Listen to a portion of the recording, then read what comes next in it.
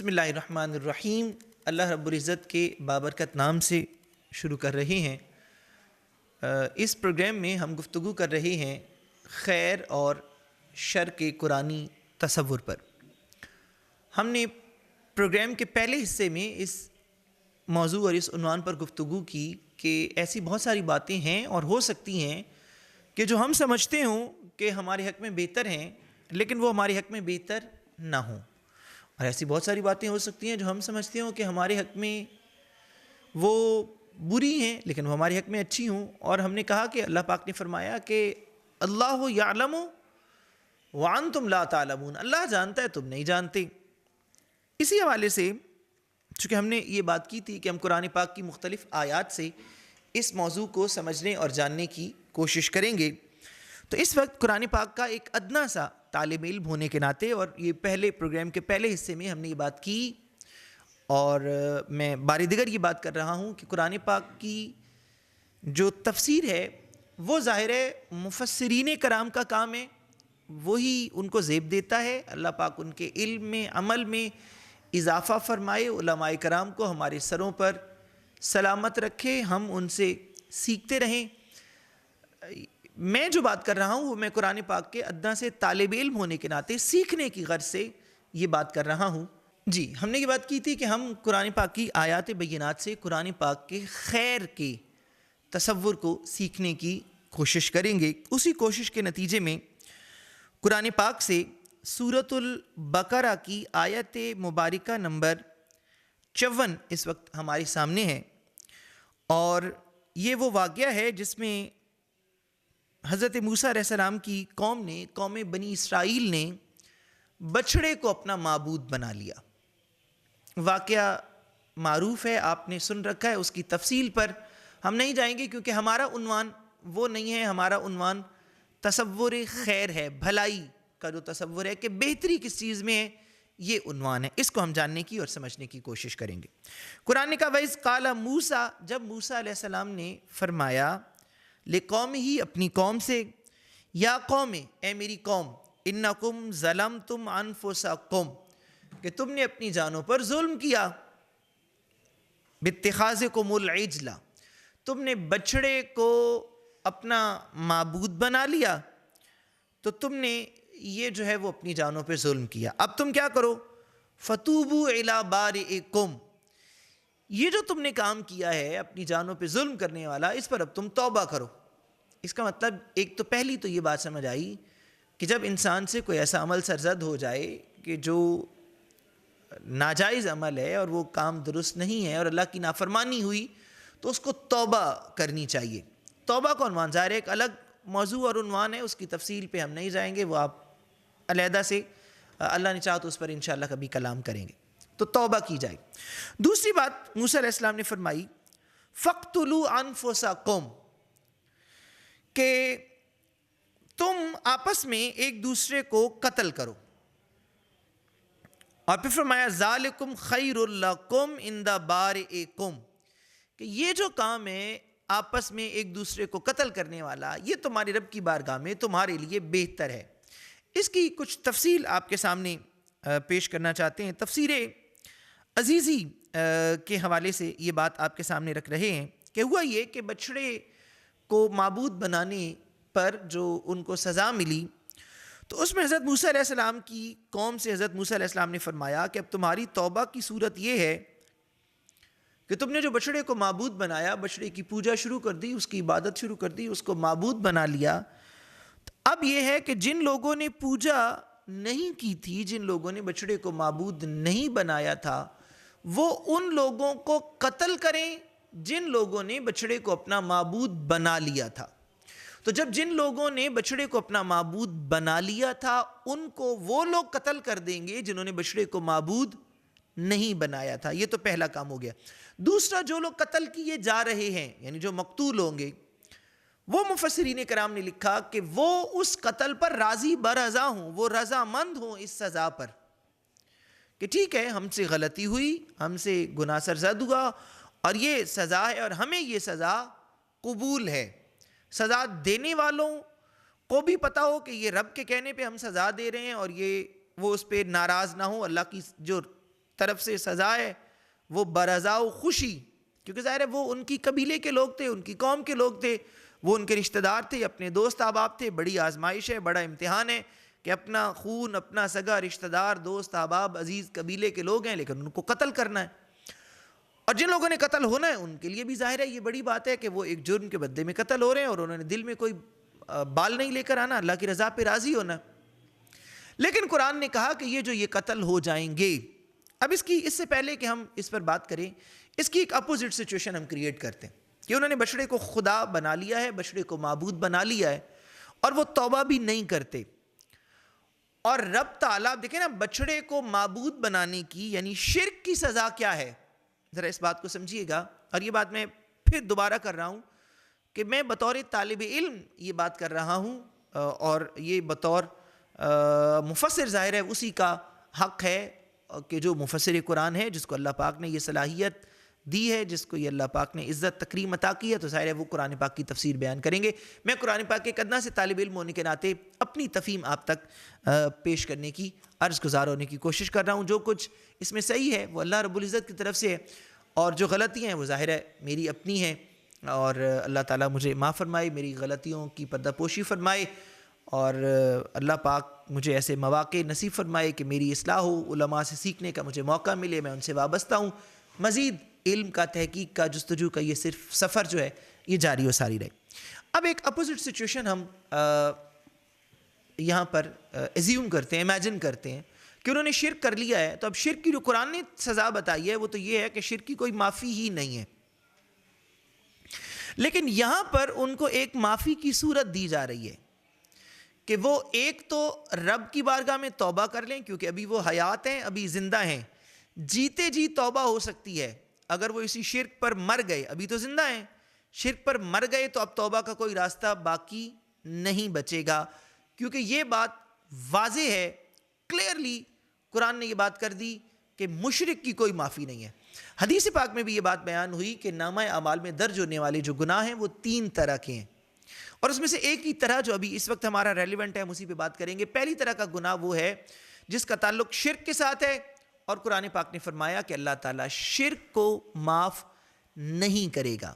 تو اس کا مطلب ہے اگر یہ لوگ حالت شرک پر مر جاتے تو پھر تو معافی کا کوئی چانس ہی باقی نہیں تھا، پھر یہ جہنم جاتے. اور جہنم بھی کب تک جاتے؟ For how long? ابد الآباد تک جہنم جاتے، اور جہنم سے واپسی کا کوئی راستہ بھی نہ ہوتا، کیونکہ مشرک ہمیشہ کے لیے جہنم جائے گا. خالدین فیہا ابدا، مشرک جہنم سے واپس نہیں آ سکتا، کافر بھی جہنم سے واپس نہیں آ سکتا، وہ ہمیشہ کے لیے جائیں گے.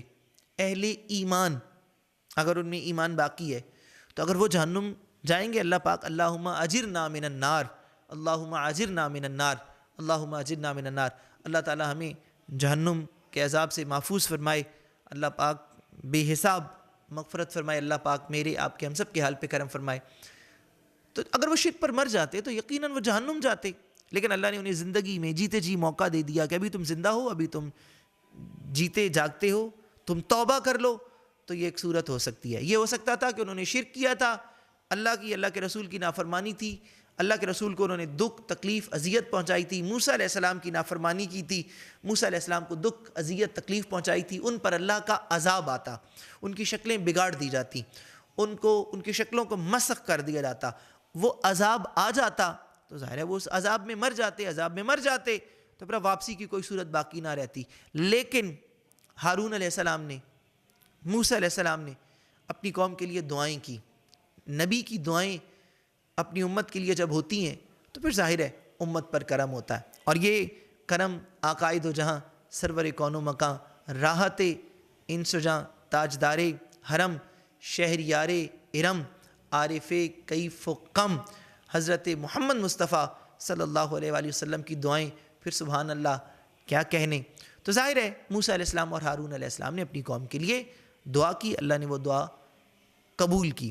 لیکن جو بات یہاں پر ہو رہی ہے وہ یہ ہے کہ ان کو کہا گیا کہ تم ایک دوسرے کو قتل کرو. چنانچہ مفسرین کرام نے لکھا ہے کہ 70,000 لوگوں کو قتل کیا گیا. پھر موسیٰ علیہ السلام اور ہارون علیہ السلام نے اللہ کی بارگاہ میں دوبارہ دعا کی، مغفرت کی، معافی کے خواستگار ہوئے اپنی قوم کے لیے کہ اللہ پاک موسیٰ علیہ السلام اور حضرت ہارون علیہ السلام کی جو قوم ہے اللہ تعالیٰ ان کو معاف فرمائے۔ یہ جو معاملہ ہوا کہ انہوں نے اس گناہ کے بدلے میں، اس شرک کے بدلے میں توبہ کی، پھر وہ اس سزا پر راضی ہوئے، سزا دینے پر بھی، سزا لینے پر بھی۔ قرآن نے کہا یہ جو معاملہ ہوا یہ ذالکم خیر لکم عند بارئکم، کہ یہ تمہارے حق میں بہتر ہوا۔ بظاہر تو جان گئی، بظاہر تو قتل ہو گئے، بظاہر تو مقتول ہوئے، لیکن دنیا سے آخرت میں جانے کا جو یہ کام ہوا کہ جانا تو تھا ہی، ایک نہ ایک دن تو جانا تھا، تو ایک صورت یہ تھی کہ عذاب آتا چلے جاتے۔ اب اگر عذاب آتا اور عذاب آنے کی صورت میں وہ اس دنیا سے جاتے، تو اب ظاہر ہے جن پر عذاب آیا اور عذاب آنے کی وجہ سے وہ اس دنیا سے چلے گئے، تو اب تو معافی کی کوئی صورت باقی نہیں رہی۔ عذاب آ گیا نا، عذاب آنے کے بعد معافی نہیں ہے۔ جیسے وقت اجل آ جائے تو جب حالت نظر طاری ہو جائے اب پھر معافی نہیں ہے۔ اللہ پاک کریم ہے، معاف کرنے والا ہے، وہ غفار الذنوب ہے، وہ جس کو چاہے معاف کر دے۔ لیکن جو کچھ ہم نے پڑھا علماء سے سیکھا وہ عرض کر رہا ہوں کہ ظاہر ہے اگر عذاب آ جاتا اور عذاب کی حالت میں ہی وہ اس دنیا سے چلے جاتے تو اب معافی کی کوئی صورت باقی نہیں ہے۔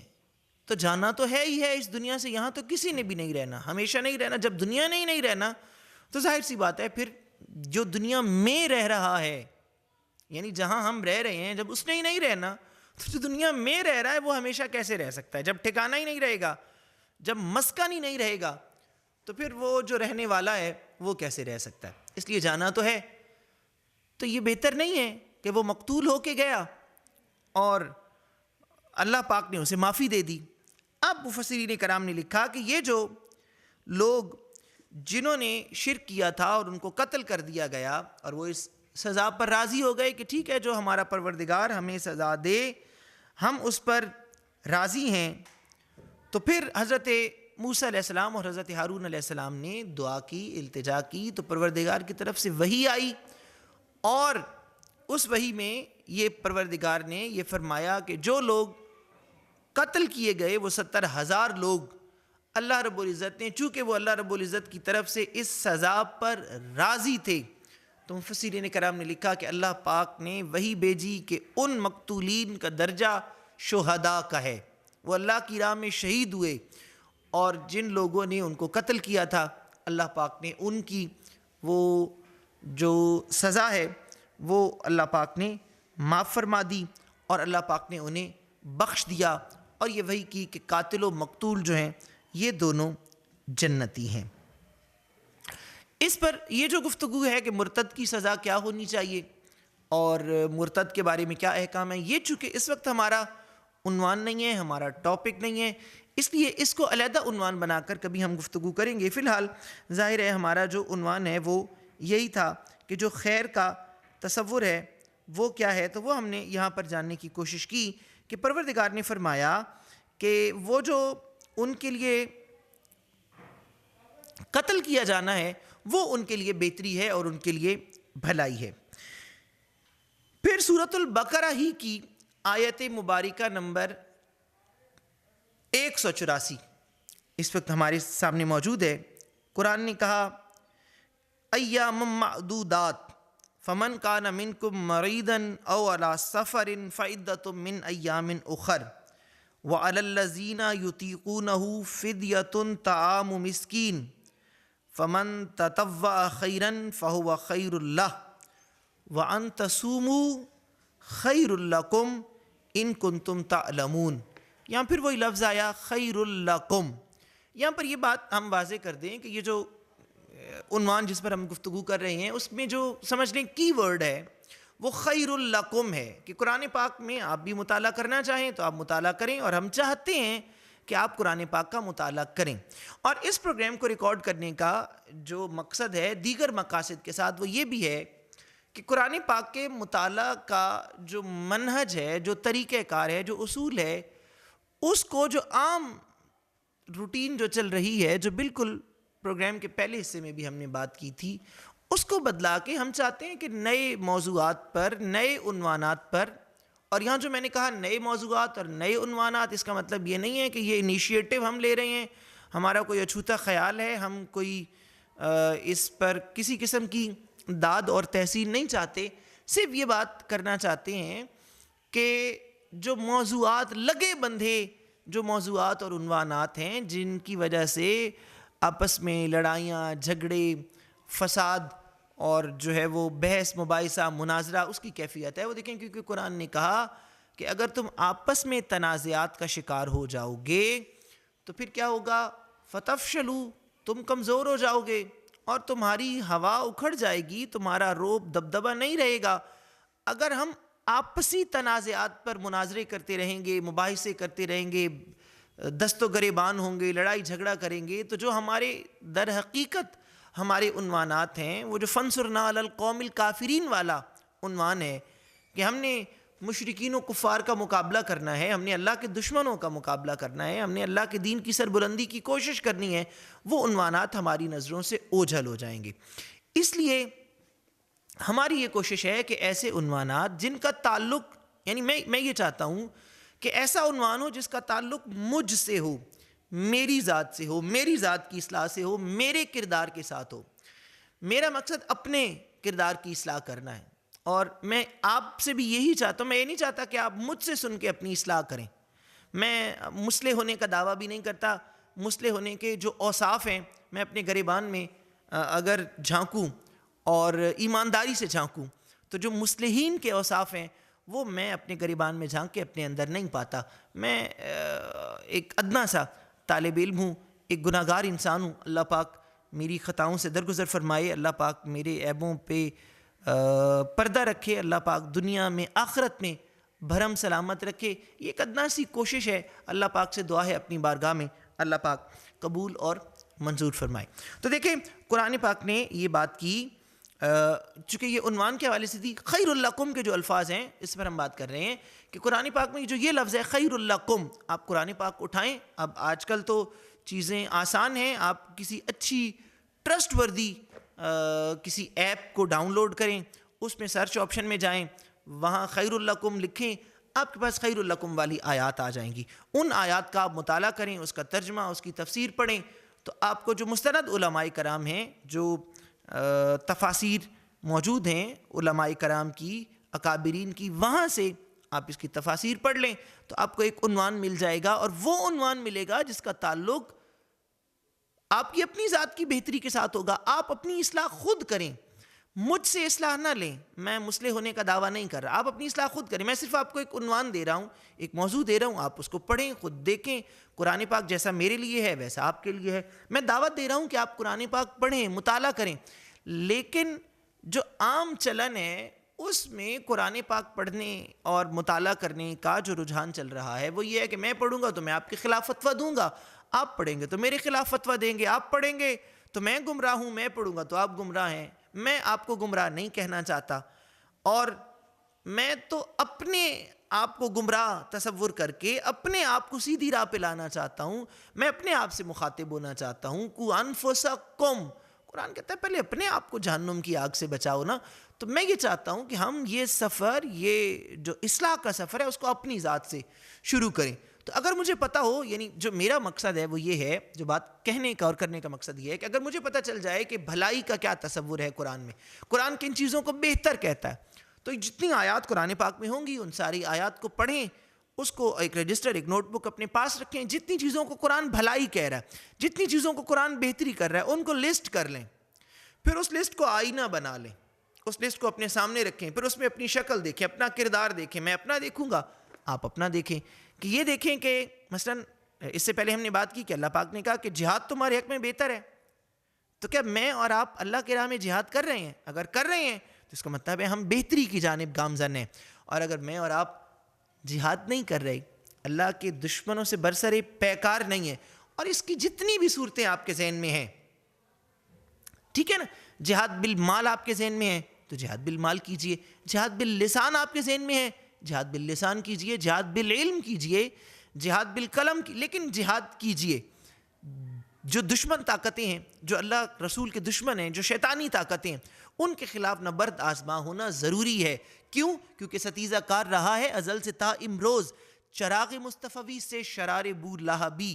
یہ ضروری ہے، جو حق ہوتا ہے وہ باطل کے خلاف برسر پیکار ہوتا ہے۔ یہ نہیں ہو سکتا کہ موسیٰ ہو اور فرعون کے مقابلے میں نہ آئے، یہ نہیں ہو سکتا کہ وہ ابراہیم اور نمرود کے مقابلے میں نہ آئے. یہ نہیں ہو سکتا کہ ابو بکر و عمر ابو جہل و ابو لہب کے مقابلے میں نہ آئیں. یہ نہیں ہو سکتا کہ کسی کا نام حسین ہو اور وہ وقت کے یزید کے خلاف ڈٹ کے کھڑا نہ ہو. یہ نہیں ہو سکتا, ہونا بھی نہیں چاہیے. تو اگر میں اور آپ حق پر ہیں تو پھر ہمیں باطل کے خلاف ہونا چاہیے, اور اگر ہم باطل کے خلاف نہیں ہیں تو پھر ہم چاہے حق پہ ہیں یا نہیں, لیکن ایٹ لیسٹ یہ پتہ چل جائے گا کہ ہم باطل کے خلاف نہیں ہیں. باطل کے خلاف ہونا حق پر ہونے کی دلیل ہوتا ہے. میرا کہنے کا مقصد یہ ہے کہ ہم یہ سفر اپنی ذات سے شروع کریں, اور وہ ساری جو آیات ہیں, وہ عنوانات ہیں, ان کو لسٹ کریں, ان کو عنوان بنائیں. دیکھیں وہ خوبیاں اگر میرے اندر موجود ہیں تو میں سمجھوں گا کہ میں بھلائی کے راستے پہ چل رہا ہوں, اور اگر وہ خوبیاں میرے اندر موجود نہیں ہیں تو مجھے سمجھ آ جائے گا کہ میرا راستہ بھلائی پہ چلنے والا راستہ نہیں ہے. جو چیزیں اللہ نے مجھے بہتر بتائی تھیں, جس چیزوں میں اللہ نے بہتری بتائی تھی, وہ میری زندگی میں نہیں ہے, میری حیات میں نہیں ہے, میرے لسٹ میں نہیں ہے. اگر میری لسٹ میں نہیں ہے اس کا مطلب ہے اللہ تعالیٰ کی بتائی ہوئی بہتری پر میں چل ہی نہیں رہا. تو جب اللہ کی بتائی ہوئی بہتری پہ میں نہیں چل رہا تو اس کا مطلب ہے میں بہتری کے راستے پہ نہیں ہوں. تو جب میں ہی بہتری کے راستے پہ نہیں ہوں تو پھر ظاہر ہے میں لوگوں کو بہتری کے راستے پہ کیسے لا سکتا ہوں.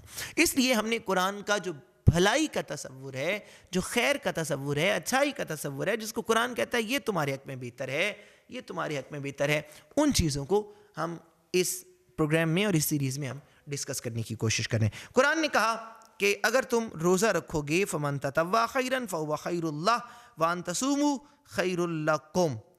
قرآن نے کہا کہ تم میں سے جو کوئی بھی روزہ رکھتا ہے تو یہ اس کے حق میں بہتر ہے.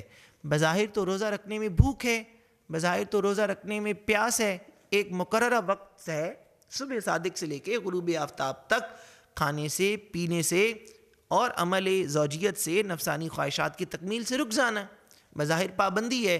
لیکن قرآن نے کہا اگر روزہ رکھو گے تو یہ تمہارے حق میں بہتر ہے. اب جو بہتری ہے اس کی ظاہر علماء کرام نے بہت ساری جہتیں اور بہت ساری پہلو بتائے ہیں. ایک تو بہتری کا پہلو دینی ہے, کیا صوم لی وانا اجزی بہ. قرآن کہتا ہے روزہ میرے لیے ہے, حدیث پاک میں آتا ہے, حدیث قدسی میں آتا ہے کہ اللہ کے رسول نے فرمایا کہ اللہ رب العزت نے فرمایا الصوم لی وانا اجزی بہ, روزہ میرے لیے ہے اور اس کی جزا بھی میں دوں گا. اور ایک اس کا جو قرات ہے, ایک تلفظ جو ہے وہ اس کا ہے انا اجزا بہ, کہ اس کی جزا پروردگار ہے. تو یہ ہے کہ روزہ رکھے گا تو اس کو اللہ رب العزت کی رضا ملے گی, اللہ راضی ہوگا, اس کو اللہ مل جائے گا. دوسری بات, وہ جنت کے دروازوں میں سے ایک دروازہ روزہ داروں کے لیے ہے. روزہ دار کے منہ کی بو اللہ تعالیٰ کو خوشبو سے بھی زیادہ پسند ہے. اور پھر جو روزہ رکھتا ہے, اللہ کے رسول نے فرمایا کہ من صام رمضان, مفہوم عرض کر رہا ہوں, لفظوں کی کمی کوتاہی اللہ معاف فرمائے. جو علماء حدیث ہیں ظاہر ہے وہ احادیث کو صحیح تلفظ, صحیح اعراب کے ساتھ, صحیح جو متن ہے وہ اس کو سنا سکتے ہیں. اللہ پاک انہیں مزید عزت عطا فرمائے, جو کمی کوتاہی ہوگی اللہ پاک معاف فرمائے. مفہوم عرض کر رہا ہوں, من صام رمضان ایمانا و احتسابا غفر له ما تقدم من ذنبه. اللہ کے رسول نے فرمایا اگر کوئی ایمان اور احتساب کے ساتھ روزہ رکھے گا تو اللہ تعالیٰ اس کے سابقہ گناہ معاف فرما دے گا. الصوم جنہ, روزہ ڈھال ہے. یہ سارے فائدے ہیں. پھر روزہ چونکہ صبر ہے اور اللہ صبر کرنے والوں کے ساتھ ہے تو یہ سارے روزے کے فائدے ہیں. بے شمار پہلوؤں پہ بات ہو سکتی ہے. ایک پہلو طبی پہلو ہے جس پر جو علماء کرام ہیں, جو مفسرین کرام ہیں, یا جو ماہر ہیں, طبیب ہیں, انہوں نے یہ بتایا کہ روزہ رکھنے سے جو معدے کی تکالیف ہیں وہ دور ہوتی ہیں, بیماریاں ٹھیک ہوتی ہیں, نظام انہضام ٹھیک ہوتا ہے, شوگر لیول, کولیسٹرول لیول, یہ بلڈ پریشر جو ہے وہ اعتدال میں آتا ہے, دل کا دورہ پڑنے کے خطرات کم ہوتے ہیں, انسان کا جسم اعتدال میں آ جاتا ہے, نظام دوران خون صحیح کام کرتا ہے. اسی طرح سے روزے کی وجہ سے دل جو ہے اس کو سکون ملتا ہے, اس کو آرام ملتا ہے, جسم کے اعضاء کو نئی سرے سے تندہی کے ساتھ کام کرنے کا موقع ملتا ہے. اسی طرح سے جو طبیب ہیں, جو حکیم ہیں, انہوں نے بتایا کہ روزے سے جو یہ اینٹی ڈپریسنٹ ہے, روزے کی وجہ سے جو ذہنی تناؤ ہے, جو کھچاؤ ہے, جو انسان کے اوپر ٹینشنز آتی ہیں, جو اس کے اوپر پرابلمز آتے ہیں, جب وہ روزہ رکھتا ہے, اپنی چیزوں کو اللہ کے سپرد کر دیتا ہے, اس کو ایک کیفیت آتی ہے کہ میرا رب مجھے دیکھ رہا ہے. یہ جو دیکھے جانے کا احساس ہے اس کی وجہ سے اس کا جو ڈپریشن ہے, جو اس کا تناؤ ہے, کھچاؤ ہے, وہ اس کا دور ہوتا ہے اور اس کو صحت ملتی ہے. اسی طرح سے روزہ رکھنے سے جو طبیب ہیں وہ بتاتے ہیں کہ روزہ رکھنے سے, یعنی کہ نسخے کے طور پر جو طبیب ہیں انہوں نے بتایا کہ روزہ رکھنے سے جو بے اولاد خواتین ہیں ان کے اندر جو وہ عورتیں ہیں حاملہ ہونے کے امکانات بڑھ جاتے ہیں اور صاحب اولاد ہونے کے جو چانسز ہیں, جو امکانات ہیں وہ بڑھ جاتے ہیں. اور یہ رمضان المبارک کے روزوں کے ساتھ ساتھ جو نفلی روزے ہیں, جو مسنون روزے ہیں, جیسے ہر مہینے کے 13, 14, 15 کی جو شب ہے, جو یعنی 13ویں, 14ویں, 15 کا دن ہوگا, تو 13, 14, 15 ہر مہینے کا اس کا روزہ, اسی طرح سے 9, 10 محرم کا روزہ, اسی طرح سے 15 شعبان المعظم کا روزہ, اسی طرح سے 9 ذی الحجہ کا روزہ, اس طرح سے اور دیگر نفلی جو روزے ہیں, ظاہر ہے وہ پیر کے دن کا روزہ, اور اس طرح سے مختلف جو روزے مسنون ہیں اور نفلی روزے ہیں وہ اس میں رکھے جانے چاہیے. تو سارے اس کے بہت سارے فائدے ہیں. تو اب قرآن نے کیا کہا کہ جو یہ روزہ رکھنا ہے تمہارے لیے کیا ہے, خیر لکم, تمہارے لیے بہتر ہے, تمہارے لیے بھلائی ہے, تمہارے لیے اس میں بہتری ہے. اور بہتری کی جو جہت تھی, بہتری کا جو آسپیکٹ تھا وہ قرآن نے نہیں بتایا کہ معاشی اعتبار سے بہتر ہے, سماجی اعتبار سے بہتر ہے, معاشرتی اعتبار سے بہتر ہے, طبی حوالے سے بہتر ہے, روحانی اعتبار سے بہتر ہے. یہ اللہ رب العزت نے نہیں بتایا. تو جب اللہ رب العزت نے نہیں بتایا تو پھر اس کو مقید کرنے کا ہمیں بھی حق نہیں ہے. ظاہر ہے میں یہ بات پہلے کر چکا ہوں, دوبارہ کر رہا ہوں, اصول بیان کرنا اور جو تفسیری نکات بیان کرنا وہ تو علماء کی شان ہے, وہی کریں گے. میں تو طالب علم ہوں, لیکن میں اپنے طور پر جو میں نے پڑھا, جو میں نے جانا, اس میں غلطی ہو سکتی ہے. علماء کرام اگر یہ گفتگو سنیں گے, کہیں غلطی ہوگی وہ ضرور اس کی اصلاح کریں گے. اور ظاہر ہے علماء کرام سے سیکھنا بہت بڑی سعادت ہے, ضرور سیکھیں گے. لیکن قانون یہ ہے کہ جو چیز مطلق ہو تو اس کو پھر کسی دلیل کے بغیر مقید نہیں کیا جا سکتا. تو یہاں پر میں یہ سمجھاؤں بطور طالب علم کہ یہاں جو قرآن نے کہا وَأَن تَصُومُوا خَيْرٌ لَكُمْ, کہ اگر تم روزہ رکھو گے تو یہ تمہارے حق میں بہتر ہے. اور قرآن نے نہیں کہا کہ معاشی اعتبار سے بہتر ہے, قرآن نے نہیں کہا کہ سماجی اعتبار سے بہتر ہے, قرآن نے نہیں کہا کہ معاشرتی اعتبار سے بہتر ہے, قرآن نے نہیں کہا کہ طبی اعتبار سے بہتر ہے. تو پھر اس لیے کسی جہت کے ساتھ اس کو قید کرنا میرے لیے بھی جائز نہیں ہوگا. اس کا پھر مطلب یہ ہوگا کہ یہ طبی حوالے سے بھی بہتر ہے, یہ معاشرتی اعتبار سے بھی بہتر ہے, یہ سماجی اعتبار سے بھی بہتر ہے, یہ معاشرتی اعتبار سے بھی بہتر ہے, یہ معاشی اعتبار سے بھی بہتر ہے, ذہنی سکون کے اعتبار سے, قلبی سکون کے اعتبار سے, جسمانی سکون کے اعتبار سے, ہر حوالے سے یہ بہتر ہے. اس میں بہتری ہی بہتری ہے, اس میں بھلائی ہی بھلائی ہے, کیونکہ جاننے والے نے بتایا. ہم نے پروگرام کے آغاز میں, شروع والے پروگرام میں بتایا تھا, رب نے کہا واللہ یعلم, اللہ جانتا ہے, وانتم لا تعلمون, تم نہیں جانتے. جب ہمارا یقین ہے کہ وہ جو جاننے والا ہے, وہ جو خبیر ہے, وہ جو دلوں کے حال جاننے والا ہے, وہ بتا رہا ہے کہ روزہ رکھنے میں بہتری ہے, تو پھر روزہ رکھا جانا چاہیے. اور یہاں پر ایک واقعہ بیان کے آپ کی خصوصی توجہ جو ہے وہ یہاں پر چاہیے ہوگی, اور خاص طور پر ان لوگوں کی توجہ جو, اور چونکہ یہ ظاہر ہے تنظیم بلبل باغی رضا کا پروگرام ہے, تو جو اعلیٰ حضرت کو سننے والے ہیں اور سیدی امام اہل سنت مجدد دین و ملت اعلیٰ حضرت عظیم البرکت کے چاہنے والے, ان کے لیے یہ خاص طور پر واقعہ سنا رہا ہوں کہ اعلیٰ حضرت فرماتے ہیں کہ اعلیٰ حضرت نے فرمایا کہ چند سال ہوئے مجھے اپنے والد گرامی, یعنی اعلیٰ حضرت نے فرمایا کہ ان کو ان کے والد گرامی جو ہیں والد ماجد ان کے مولانا نقی علی خان, وہ خواب میں تشریف لائے اور کہا احمد رضا رمضان میں جو ہے وہ مرض شدید ہوگا, بیماری ہوگی, لیکن روزہ نہ چھوڑنا. یہ اعلیٰ حضرت کے والد ماجد ان کو خواب میں کہہ رہے ہیں.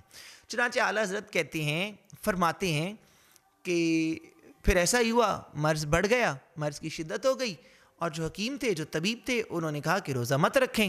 لیکن چونکہ والد ماجد نے خواب میں آ کے کہا تھا کہ احمد رضا مرض بڑھ جائے گا، شدت ہوگی، روزہ نہ چھوڑنا، میں اس والد ماجد کی نصیحت پر عمل پیرا ہوا اور اللہ نے ہمت دی، عزم دیا، طاقت دی. اللہ تعالیٰ کی دی ہوئی طاقت سے روزہ رکھا اور روزے پر جو ہے وہ استقامت ہوئی.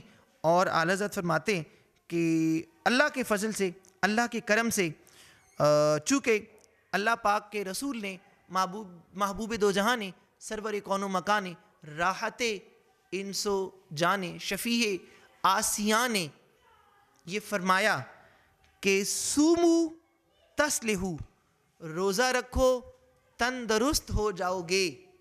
تو اعلیٰ حضرت فرماتے ہیں روزہ رکھا، مرض جاتا رہا، تندرستی ہوئی، اللہ پاک نے صحت یابی عطا فرما دی. اور یہی بات ہم کر رہے ہیں، وَأَن تَصُومُوا خَيْرٌ لَكُمْ. رب بھی تو یہی فرما رہا ہے کہ روزہ رکھنا تمہارے حق میں بہتر ہے. اسی عنوان پر، اسی موضوع پر گفتگو ہو رہی ہے. انشاءاللہ یہ گفتگو آگے جاری رہے گی. اس پروگرام کا وقت اختتام کو پہنچا. اسی پروگرام کا اگلا حصہ انشاءاللہ آپ سماعت فرمائیں گے. تب تک کے لیے اجازت دیجیے، اپنا خیال رکھیے گا. فی امان اللہ.